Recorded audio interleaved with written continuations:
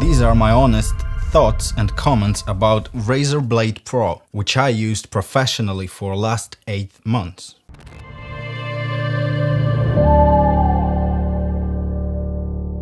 Before we had a studio, I used a custom build workstations. But now workstations are in studio and I needed a replacement.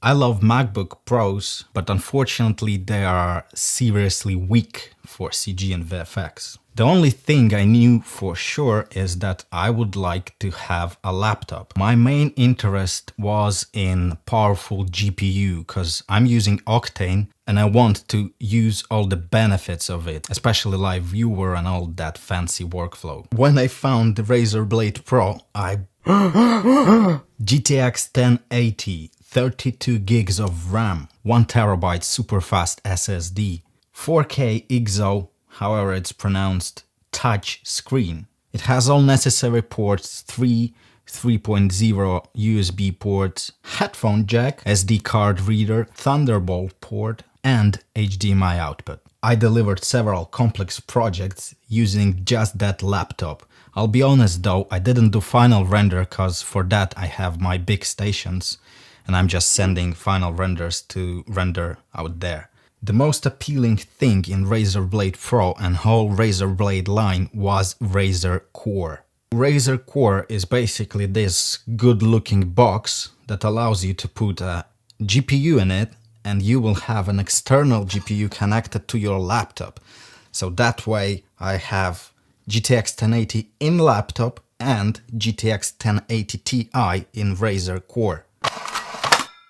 It's really nice. It's plug and play additional performance. This laptop with Razer Core is almost half of the power of my main workstation. It's reality. It's really cool. I finally can be mobile and still be able to produce complex CG and VFX scenes. The only thing I'm not doing with it is final render. Why would I if I have 24/7 access to render farm? But if this would be my one and only machine, it's still really powerful. Sounds like a dream, doesn't it? Well, not quite. First thing I noticed straight out of the box was that colors are totally off. They were oversaturated and over contrasty.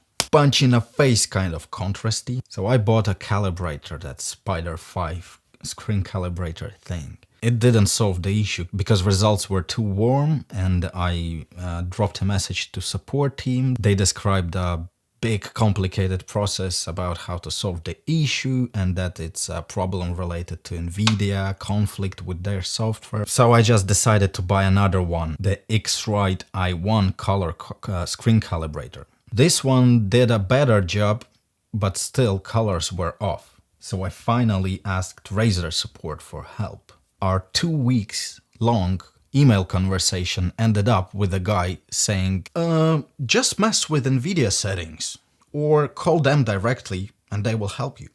Wow! I mean, I bought a laptop from Razer, not NVIDIA, but alright. So I did exactly as suggested, manually adjusted settings, and now at least I have more or less correctly displayed colors in all Adobe software. It means I can color grade stuff and retouch photos and pretty much see the correct colors. Another issue was with Razer Core. Yes, indeed, it's a plug and play, additional performance, works cool, looks cool, but it's not always connected to my laptop, is it? So another day I just updated NVIDIA drivers. And then when I connected Razer Core to my laptop, screen went just black. And restart didn't help, nothing helped. And I couldn't resurrect the machine, I thought it's dead or something. And I used Razer Blade's recovery option that they have in the laptop. I just press the button and it gets back to factory defaults, wipes out all the data and gives you a clean machine. So I did that, reinstalled a bunch of softwares again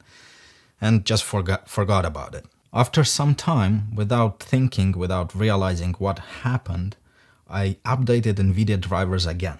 When I connected Razer Core, obviously I ran into absolutely same problem. Then I realized that it's somehow related to NVIDIA updates and connecting the Razer Core. I have TeamViewer installed on all my machines, so I decided to remotely connect to my laptop and I found out that the system is still working, it's just not displayed properly. Luckily, I had the NVIDIA drivers file on my desktop, so I blindly installed drivers and everything started to work again. I have only one question. Why is it not mentioned in instruction? There is no single line saying that Razer Core has to be plugged to laptop when you're updating drivers. It wouldn't be a problem if I would have 2 games installed on it, but I have tens of softwares and plugins and fonts and bunch of stuff. Problem like that is really painful. Razer's famous keyboard. Oh yeah, it looks beautiful. I can customize all those LED lights and it's just fun. It feels nice, it looks nice. Touchpad is in unusual position.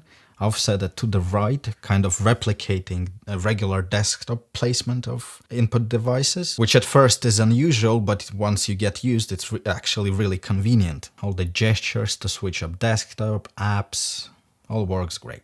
About a month ago, so after 7 months of usage, keyboard started to glitch. Sometimes spacebar or other keys just not working, not reacting when you're actually pressing them. And sometimes they overreact and type the symbol twice. And what is more important, from time to time, keyboard just shuts down. Lights go off for several seconds and then it comes back.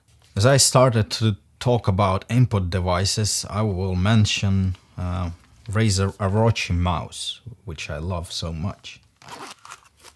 It's compact, it's beautiful, and it feels great in my hand. I'm taking it everywhere where my laptop goes. Initially, I bought it for my Microsoft Surface laptop. It worked and it still works like a charm. But here's a funny thing. Razer mouse is working perfectly with Microsoft Surface laptop, but doesn't work as good with Razer's own laptop. This mouse in wireless mode disconnects every 3 to 5 minutes. Then I have to press all those 4 buttons, wait while it blinks several seconds, then starts working again. The issue was so annoying that I started to use cable that they include with the mouse. And this is a really cool option that I can use it wirelessly or with the cable. A couple of weeks ago, I damaged the cable. This is a spare one. And I had to use it wirelessly only. It was a nightmare. And this experience made me think that there might be a problem with Bluetooth. And what you think? A week ago, Bluetooth just disappeared from my machine. Driver's update didn't solve the problem, restarting the machine didn't solve the problem, so I obviously contacted Razer support. And their suggestion was simple, just restore the system. I did it, and I spent 2 days installing all the software that I need. Bluetooth is working indeed, but apart from that, none of the issues are gone. The colors are still off. Keyboard is still glitching, mouse is still disconnecting. And in case with keyboard, it's worth mentioning that I'm not eating next to my laptop, I didn't spill any liquid, and in fact, I'm cleaning it every time before I put it in my case. I can live with that as long as I can keep doing my resource-demanding tasks. So these are my honest comments about Razer Blade Pro. I love this laptop as much as it annoys me with its little flaws. This laptop is a full video and VFX production powerhouse, and not many others can compete with that. If you like this video, consider subscribing, because I think I might do a couple more reviews about high-end equipment, cameras, workstations. Apart from that, for those of you who don't know, I teach computer graphics and visual effects on my channel. So if it's something you're into, you will find a lot of interesting videos there. Thanks for watching. Peace. Almost forgot. If you guys are curious why and how I wrote something on a laptop surface, I left a link below in video description for these markers. They can write on any surface, which is pretty cool. Why? Because why not?